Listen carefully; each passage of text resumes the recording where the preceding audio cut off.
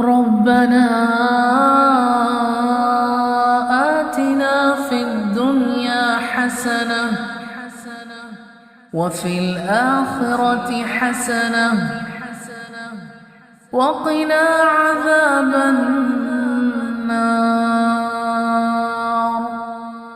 نحمده ونصلي على رسوله الكريم اما بعد فاعوذ بالله من الشیطان الرجیم رب اشرح لي صدري ويسر لي امري واحلل عقدة من لساني يفقهوا قولي رب یسر ولا تعسر وتمم بالخیر۔ کیا یہ تکبر نہیں ہے کہ اگر ہمیں موقع بھی ملے اور ہم نہ پڑھیں، سیکھنے کا موقع بھی ہو اور نہ سیکھیں؟ کون کہہ سکتا ہے کہ آج موقع نہیں ہے؟ پہلے ایک دور ہوتا تھا، لوگ چل کے جاتے تھے، وہ جابر جیسے ایک حدیث سننے کے لیے 1 مہینے کا سفر کر کے ملک شام پہنچتے ہیں، اور یہ ایک لمبی کہانی ہے کہ صحابہ کرام کیا سفر کرتے تھے۔ لیکن آج تو ہمارے گھروں میں علم موجود ہے، ایک بٹن دباتے ہیں اور ہمارے کمپیوٹرز میں علم ہے، ہماری کیسٹس میں علم ہے، ہماری ٹیپس میں علم ہے، اور کچھ اللہ کے بندے ہیں بھی جو سکھا بھی رہے ہیں۔ لیکن ہم یہ سوچتے ہیں کہ ہمیں ضرورت ہی نہیں، سب آتا ہے، بہت پتہ ہے، تھوڑے پہ راضی ہو کے بیٹھ جاتے ہیں کہ بہت آتا ہے۔ اور جس بندے نے اپنے آپ کو علم والا سمجھ لیا، وہی اس کے بھٹکنے کی علامت ہے۔ تو اللہ تعالیٰ سے دعا کرنی ہے کہ ہمیں سیکھنے کی توفیق دے دے۔ لیکن ہم اپنے جانے والوں کے لیے کیا کریں؟ اس کو ایصال ثواب کہتے ہیں عموماً۔ بعض لوگ اس بارے میں بہت زیادہ غلط فہمیوں کا شکار ہیں۔ چند چیزیں اور جو صحیح حدیث اور قرآن سے ملتی ہیں، اور یہ کئی ہیں۔ بعض لوگ کہتے ہیں کوئی ایصال ثواب نہیں ہے، مرنے کے بعد کچھ نہیں کر سکتے، جو کر گئے نہیں۔ مرنے کے بعد ماں باپ کے ساتھ کیا معاملہ کیا جا سکتا ہے، وقت نہیں ہے، صرف اشارتاً بات کروں گی، اور اس کی ڈیٹیلز الحمدللہ ہماری ریکارڈڈ بھی ہیں، لیکچرز میں آپ سننا چاہیں، اور جو کلاسز ہوتی ہیں اس میں گاہے بگاہے اس پہ بات ہوتی ہے۔ تو سب سے پہلا حق، زندگی کے میں نے نہیں چھیڑے کیونکہ وہ 15 سے 20 ہیں جو اس وقت موقع نہیں اور وقت بھی نہیں ہے نا ہمارے پاس۔ لیکن دنیا سے جب کوئی چلا جائے تو کیا کیا جائے؟ ماں باپ کی نماز جنازہ ادا کرنا۔ اور جیسا کہ میں نے ابھی تذکرہ کیا کہ اگر آپ اپنا کوئی پڑھائے گا نا تو وہ زیادہ درد سے پڑھائے گا۔ ایک شخص تھے بہت نیک، گھرانہ پورا معروف تھا اسی چیز میں۔ جب ان کا انتقال ہوا تو بڑے بڑے عالم موجود تھے، شہر کے معروف شخص تھے۔ تو جنازے کی تیاری میں کسی عالم نے نماز جنازہ پڑھانی تھی، لیکن ٹین ایجر لڑکا، ینگ بچہ تھا، اس نے کہا کہ میں پڑھاؤں گا اپنے باپ کا جنازہ۔ انہوں نے کہا اس سے اچھی اور کیا بات ہے، آپ پڑھائیے۔ پھر اس ینگ بچے نے اپنے باپ کی نماز جنازہ شروع کی، مائک پہ ہو رہی تھی، اور جب وہ اس دعا پہ آیا کہ رب ارحمہما کما ربیانی صغیرہ، تو پوری بستی ایسے تھی جیسے آنسوؤں سے رو رہی تھی۔ اس دن لوگوں کو پتہ چلا کہ اس باپ کی محنتیں کیسے رنگ لائی ہیں۔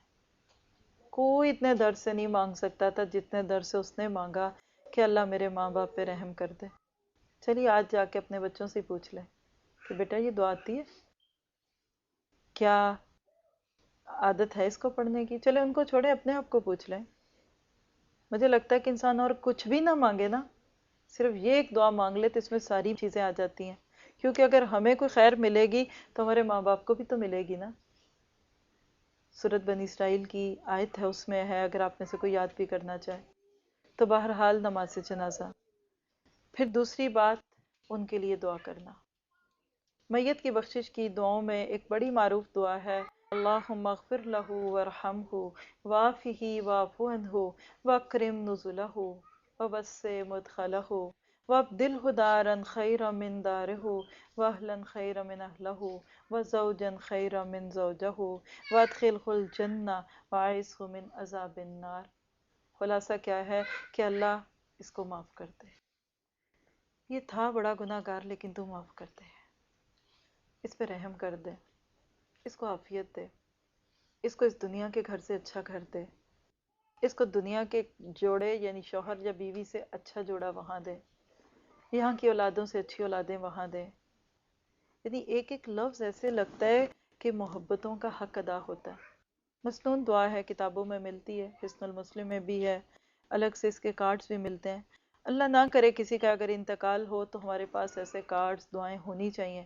جو لوگ پرسے کے لیے آئیں ایک ایک چیز پکڑاتے جائیں انہیں کہ آپ بھی پڑھیں ہم بھی پڑھتے ہیں. کیونکہ حدیث میں آتا ہے کہ میت والے گھر میں 3 دن تک ہر بات پہ فرشتے آمین کہتے ہیں. اگر اس وقت کسی نے یہ کہا نا کہ ہائے میں لٹ گئی، ہائے میں برباد ہو گئی، تو فرشتے کہیں گے آمین، ایسے ہی ہو. اس لیے بہت سوچ کے بولنا چاہیے. کبھی ایسی جگہ جانا پڑے ذکر خیر کریں جانے والے کا اور اس کے لیے دعا کریں. قصے کہانیاں یہ تھے وہ تھے کیا ہوا، ساروں سے وہی کہانی سننی، اور سنتے بھی اس سے جو سب سے قریبی ہو. زخم بھرنے نہیں دیتے، یہ درست طریقہ نہیں ہے. آپ نے فرمایا کہ میت ایسے ہوتی ہے جیسے مچھلی کو پانی سے نکالیں تو وہ تڑپتی ہے، لیکن جب اس کے پچھلے اس کے لیے دعا کرتے ہیں تو اس کو چین آتا ہے. اسی طرح ایک روایت میں آتا ہے کہ مرنے والے کا درجہ ایک دم قبر میں اچھا کر دیا جاتا ہے، اس کا مقام بہتر ہوتا ہے. کہتے ہیں اللہ تعالیٰ یہ کیسے ہو گیا؟ تو کہا جاتا ہے یہ تیرے لیے پیچھے سے اور تیری اولاد نے دعا کی. اب اس دعا کے ہم جو مرضی طریقے بنا لیں، اللہ کے نبی نے یہ سیدھا سادہ طریقہ بتایا ہے کہ جتنے اخلاص سے دعا کی جا سکے وہ کریں. کبھی بھی کریں. کوئی فوت ہو گیا نا تو انا للہ و انا الیہ راجعون، اللہم اجرنی فی مصیبتی واخلف لی خیرا منہا، اس کو پڑھیں. اور کبھی سال گزر گیا، 6 ماہ گزر گئے، 1 ماہ گزر گیا، پھر یاد آئے نا پھر یہی پڑھیں. آپ نے فرمایا چاہے کتنا ہی عرصہ گزر گیا ہو کسی کو مرے ہوئے، جب آپ کو وہ یاد آئے یہ دعا پڑھے، اللہ اتنا ہی اجر دیتا ہے جتنا پہلے دن یہ پڑھنے پہ اجر دیا تھا. پھر اس کے بعد ماں باپ کے لیے جو چیز ہے وہ اگلا سٹیپ بائی سٹیپ بتانا چاہوں گی. اگر ان کے ذمے کو قرض تھا تو اس کی ادائیگی کا فوری انتظام کیا جائے. نبی صلی اللہ علیہ وسلم نے فرمایا کہ میت معلق رہتی ہے، یعنی زمین اور آسمان کے بیچ میں لٹکی رہتی ہے جب تک اس کا قرض ادا نہ کیا جائے. اللہ کے نبی صلی اللہ علیہ وسلم کو جب کسی کی نماز جنازہ پڑھنے کے لیے ریکویسٹ کی جاتی تو آپ پوچھتے کیا اس کے سر پہ کوئی قرض تو نہیں تھا؟ اگر کہتے تھا تو آپ کہتے کوئی اور پڑھا لے، کیونکہ نبی کا نماز جنازہ پڑھانا ایک شان ہوتی ہے اور یہ شان ہر ایک کو نہیں ملتی تھی. اور ایک صحابی فوت ہوئے اور کہا کہ کیا شہادت سارے گناہوں کو معاف کر دے گی؟ تو آپ نے کہا سب کچھ مگر قرض کے سوا، قرض نہیں معاف ہوگا. اور آج تو مجھے لگتا ہے نسلوں کی نسلیں قرض میں رکھی ہوئی ہیں، رہن رکھی ہوئی ہیں، گروی رکھی ہوئی ہیں. آج کیا کسی کا ورثہ بٹے گا؟ وہ تو قرضے چھوڑ کے گیا. جس گھر کو آپ نے اپنا کہا وہ تو آپ کا تھا ہی نہیں. تو قرض کی ادائیگی فوری انتظام کرنا نہیں ممکن تو وہاں کھڑے ہو کے اعلان کیا جائے کہ میں اپنے باپ یا ماں کا جو بھی قرض ہے اس کو ادا کروں گی. پھر اس کے بعد اگلی چیز یہ ہے کہ اگر انہوں نے کوئی منت مانی تھی، جائز کام کی منت انسان مان سکتا ہے، گو کہ اس سے تقدیر پہ کوئی فرق نہیں پڑتا، لیکن اگر کوئی منت مانی ہوئی تھی کہ میں یہ کام کروں گی تو پھر اس کو پورا کریں. ان سب کے دلائل بھی موجود ہیں، لیکن میں آپ کو اپنے لفظوں میں اس وقت بتانا چاہ رہی ہوں کہ ہم کم سے کم وقت میں بات پوری کر لیں. ایک عورت نے کہا کہ اللہ کے نبی صلی اللہ علیہ وسلم میری ماں کسی بحری جہاز میں سفر میں تھی، پھر سمندر میں طوفان آ گیا، تو اس طوفان کے اندر اس نے منت مان لی کہ اللہ تعالیٰ اگر تو مجھے یہاں سے بچا دے گا تو میں کچھ نفل پڑھوں گی یا روزہ رکھوں گی، کچھ اس طرح کی بات تھی. 2-3 جگہ آتا ہے، ایک صحابی نے پوچھا، ایک صحابیہ نے کہا کہ پھر اللہ تعالیٰ نے اس سفر سے اس کو نجات دے دی، یعنی خیریت سے معاملہ ٹھیک ہو گیا. لیکن اس سے پہلے کہ وہ اپنی منت پوری کرتی بعد میں اس کا انتقال ہو گیا، تو کیا میں اس کی منت پوری کروں؟ تو اللہ کے نبی صلی اللہ علیہ وسلم نے فرمایا اگر اس کے ذمے کسی کا قرض ہوتا تو کیا تم دیتی؟ کہا جی دیتی.